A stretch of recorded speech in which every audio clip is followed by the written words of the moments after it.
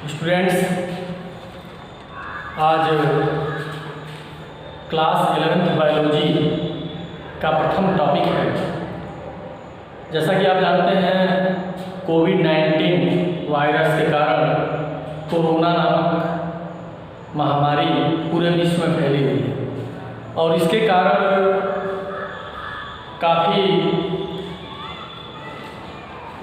परेशानियों का सामना करना पड़ रहा है और फलस्वरूप ऑफलाइन क्लास जो आपका चलता है वो डिस्टर्ब हुआ है। इसको देखते हुए सरकार ने ऑनलाइन क्लास की व्यवस्था किया है। इसमें आप के जो टॉपिक्स हैं, जो आपका विषय वस्तु है, उसको भी कम किया गया है। 30% जो आपका कोर्स है 11th का, 12th का, 10th और 9th का कम किया गया है। तो 11th का आप जब पढ़ते हैं तो 70 नंबर का आता है, जानते हैं। उस 70 नंबर में जो यूनिट पढ़नी है वो प्रथम यूनिट में 7 नंबर का आता है और प्रथम यूनिट में 4 चैप्टर है। इसमें एक है पहला सजीव जगत, दूसरा चैप्टर है ये जीव जगत का वर्गीकरण, जीव जगत का वर्गीकरण, और तीसरा है वनस्पति जगत, और चौथा है जल जगत। तो ये 4 चैप्टर जो प्रथम इकाई है, जीवों में विविधता, डाइवर्सिटी इन लिविंग ऑर्गेनिज्म, सजीव जगत में जो विविधता होती है उसमें ये 4 चैप्टर है। इसमें जो सजीव जगत पहला चैप्टर है वो आपको नहीं पढ़ना है। जो तीसरा चैप्टर है वनस्पति जगत, इस वनस्पति जगत में आपको एंजियोस्पर्म, जिम्नोस्पर्म, टेरिडोफाइटा, ब्रायोफाइटा, इसके अलावा आपको फंजाई तो अलग है, ये पढ़ना है। इसमें आपको जिम्नोस्पर्म नहीं पढ़ना है, एंजियोस्पर्म। तो वनस्पति जगत में आपको एंजियोस्पर्म नहीं पढ़ना है, जिम्नोस्पर्म पढ़ना है, टेरिडोफाइटा पढ़ना है, ब्रायोफाइटा पढ़ना है, लेकिन एल्गी भी पढ़ना है। आपको सजीव जगत बिल्कुल नहीं पढ़ना है। ये जीव जगत का वर्गीकरण और जल जगत और वनस्पति जगत में एंजियोस्पर्म नहीं है। तो जीव जगत का वर्गीकरण के बारे में आज हम आपको बताना चाहते हैं। इसमें इस इकाई से 7 नंबर का आता है। तो इसमें क्या है कि प्रथम ये देखते हैं कि जो जीव हैं उन जीवों को वर्गीकरण करने का प्रयास किया। वर्गीकरण करने का प्रयास क्यों किया गया है? क्योंकि जितने भी प्रकार के जंतु और वनस्पतियाँ हैं, सबको अगर हम एक व्यक्ति पढ़ना चाहे अलग अलग तो नहीं पढ़ सकता है।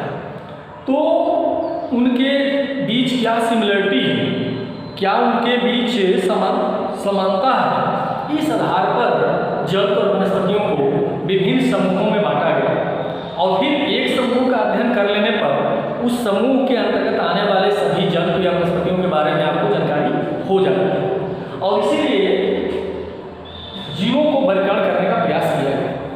सर्वप्रथम आपको बता दें कि जो अरस्तु वैज्ञानिक थे, ये अरस्तु ने जीवों को वर्गीकरण करने का प्रयास किया और इन्होंने उनके मार्फोलॉजी के आधार मतलब उनके बाह्य आकार के आधार पर बांटने का प्रयास किया और बाह्य आकार के आधार पर उनको शाक, झाड़ी और पेड़ इस तरह से उन्होंने बांटा। ये किस तरह का था? उनके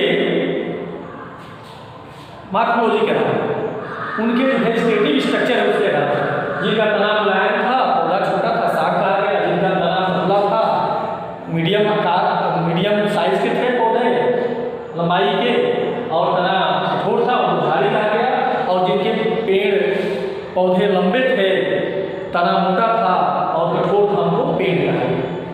या इनको आवास के आधार पर बांट दिया गया कि ये जलीय है, ये मरुस्थलीय है, या स्थलीय है। तो इस आधार पर कुछ उनके आवास, उनके स्वभाव के आधार पर पौधों को अरस्तु ने बांटने का प्रयास सर्वप्रथम बाद में आते हैं तो देखा गया कि लिनियस है, और लिनियस ने पौधे को दो भागों में बांट दिया, जीवों को दो भागों में बांट दिया।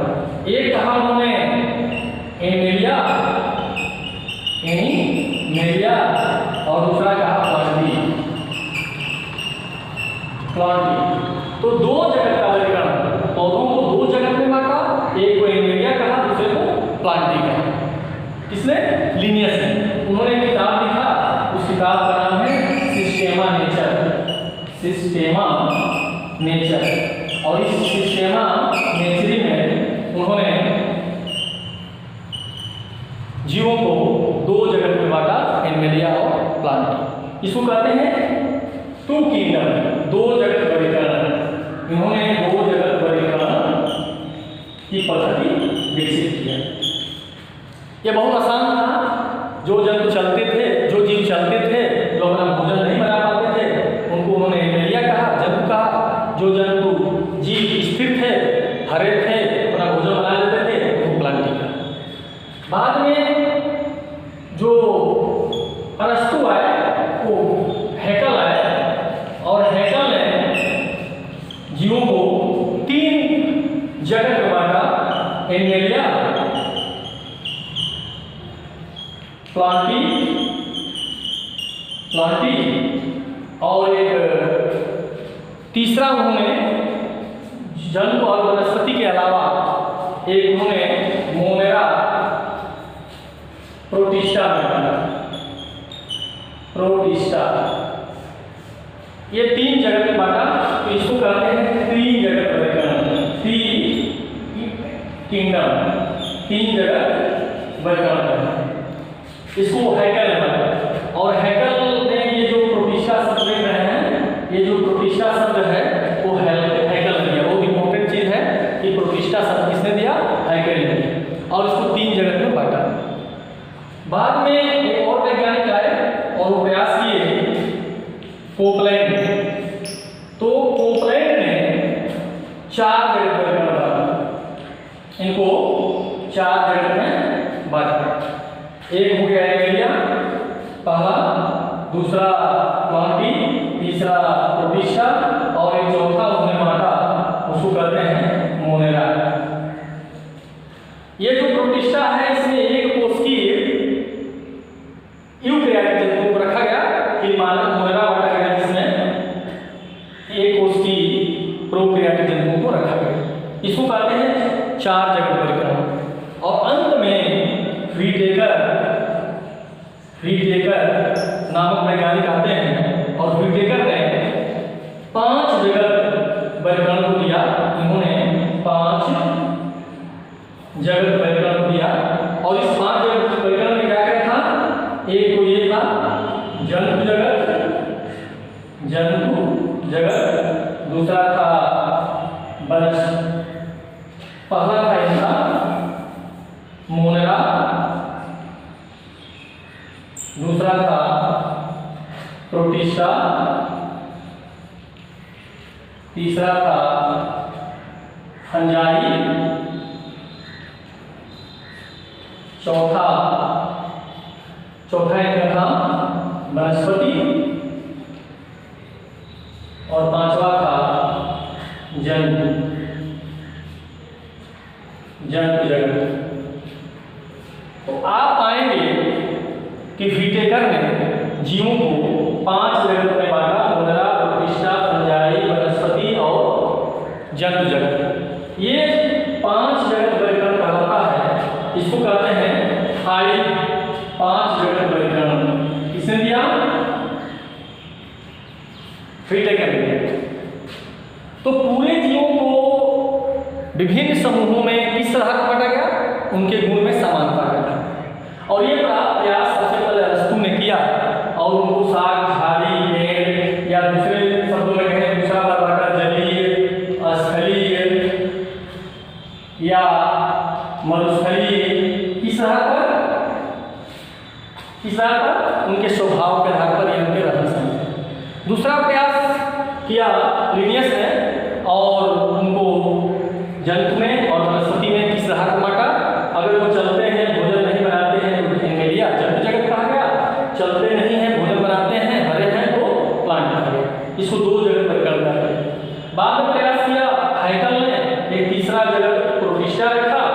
जिसमें एक कोष की यूकैरियोटिक जंतुओं को रखा, 3 जगत वर्गीकरण किया। फिर कोपलैंड आए, कोपलैंड ने 4 जगत वर्गीकरण दिया। उसने जंतु को जन्म और वनस्पति, प्रोटिस्टा और मोंगा रखा। अंत में व्हिटेकर आते हैं और व्हिटेकर 5 जगत वर्गीकरण देते हैं, जिसमें जीवों को मोनरा, प्रोटिस्टा, फंजाई, वनस्पति, जंतु जगत और 5 भागों में बांटते हैं। ये किस आधार पर बांटते हैं? 5 जगत में व्हिटेकर किस आधार पर बांटते हैं जीवों को? तो इसमें आप देखेंगे कि मेनली 5 आधार था। एक आधार था कि शरीर की संरचना, शरीर का ऑर्गेनाइजेशन कैसा है, संगठन कैसा है, शरीर का संगठन। शरीर का संगठन का मतलब कि वो एक कोष की है कि बहुकोष की है, इस आधार पर। दूसरा क्या आधार था उनका आधार था कि कोशिकाभित्ति है कि नहीं, कोशिकाभित्ति है कि नहीं, यदि है तो किस चीज की बनी है। तीसरा क्या आधार था कि वह कोशिका किस प्रकार की है, यानी कोशिका प्रोकैरियोटिक है कि यूकैरियोटिक है, कोशिका के प्रकार, इस आधार पर था। और चौथा क्या आधार पर था उनका? था पोषण, कि पोषण उनका क्या है, यानी वो स्वपोषी है कि परपोषी। एक आधार और था, 5वां, उनमें जनन कैसा होता है। और एक और आधार था उनका फाइलोजेनेटिक क्या रिलेशन है, यानी उनका जो विकास का है, विकास का फाइलोजेनेटिक आधार क्या है, फाइलोजेनेटिक, यानी उनका आनुवंशिक और विकास का आधार क्या है।